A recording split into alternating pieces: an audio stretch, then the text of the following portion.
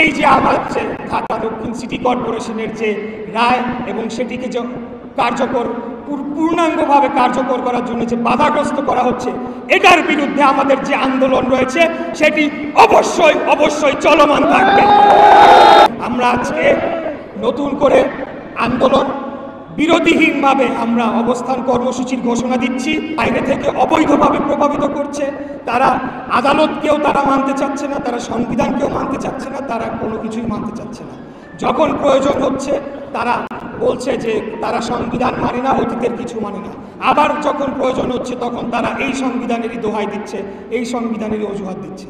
তাই আজকে আমি যে কথাগুলো বলতে চাই সেটা হলো যে আমরা চাই আলাপ আলোচনার মাধ্যমে বাংলাদেশের গণতান্ত্রিক উত্তরণের যে প্রক্রিয়া শুরু হয়েছে সেটিকে আমরা সমর্থন করি এবং আমরা চাই না যে সেটি কোনোভাবে বাধাগ্রস্ত হোক, কারণ আমাদের মূল উদ্দেশ্য হচ্ছে বাংলাদেশে একটা জাতীয় সুস্থ সঠিক অংশগ্রহণমূলক জাতীয় নির্বাচনের মাধ্যমে জনগণের সরকার প্রতিষ্ঠা করা। কিন্তু এই যে আমার যে ঢাকা দক্ষিণ সিটি কর্পোরেশনের যে রায় এবং সেটিকে যে কার্যকর পূর্ণাঙ্গভাবে কার্যকর করার জন্য যে বাধাগ্রস্ত করা হচ্ছে, এটার বিরুদ্ধে আমাদের যে আন্দোলন রয়েছে সেটি অবশ্যই অবশ্যই চলমান থাকবে। যে এই লড়াই আমরা হারার জন্য আসি নাই, এই লড়াই আমরা জেতার জন্য এসেছি। কারণ এখানে জনগণের ভোটে আমি সরাসরি নির্বাচিত হয়েছি, মানুষের গণতান্ত্রিক অধিকার রক্ষার জন্য আমরা লড়াই করছি।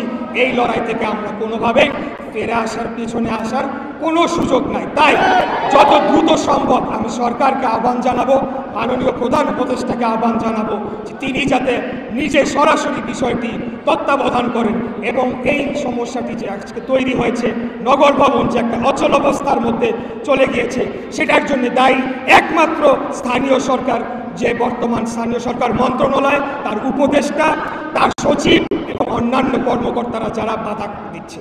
তা আমি বলবো যে আমরা আইনের প্রতি শ্রদ্ধাশীল, আমরা নিয়মতান্ত্রিক রাষ্ট্র পরিচালনায় বিশ্বাস করি। তাই আমরা গণতান্ত্রিক উপায়ে আমরা শান্তিপূর্ণ অবস্থান কর্মসূচির মাধ্যমে আমরা এটা সুরাহা করতে চাচ্ছি। এখন যেভাবে রয়েছে, যে অবস্থায় রয়েছে, এই অবস্থা থেকে আসলে কোনোভাবে আমরা ফেরত যাওয়ার কোনো পর্যায়ে নেই, কোনোভাবে আন্দোলন থামানোর কোনো সুযোগ নেই। আমরা আজকে নতুন করে আন্দোলন বিরোধীহীনভাবে আমরা অবস্থান কর্মসূচির ঘোষণা দিচ্ছি। শাইনি চুলে এখন হবে সব হেয়ারস্টাইল, সিল্কোর দ্বিগুণ শাইনি চুল প্রতিদিন। নগর ভবনে আমরা জনগণকে নিয়ে অবস্থান করব।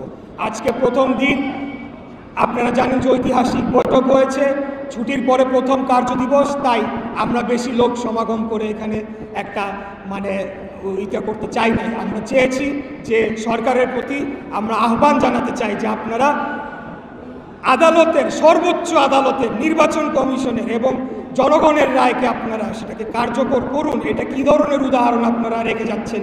এটা তো আপনাদের জন্য কি কোনো ভালো কোনো উদাহরণ হচ্ছে কিনা? সলা পরামর্শ করেই আমরা আজকের এই কর্মসূচি ঘোষণা করছি। তাই আমি সরকারকে আবারও আহ্বান জানাবো, আপনারা দ্রুততম সময়ে এটা নিষ্পত্তি করেন, না হলে আমাদের দলের সর্বোচ্চ পর্যায়ে আপনারা বৈঠক করে এসেছেন, সেই পর্যায়ে কথা বলে এটার মীমাংসা অতি দ্রুত করেন। তা না হলে কিন্তু এই যে অচল অবস্থা সৃষ্টি হয়েছে সেটা কিন্তু কাটবে না।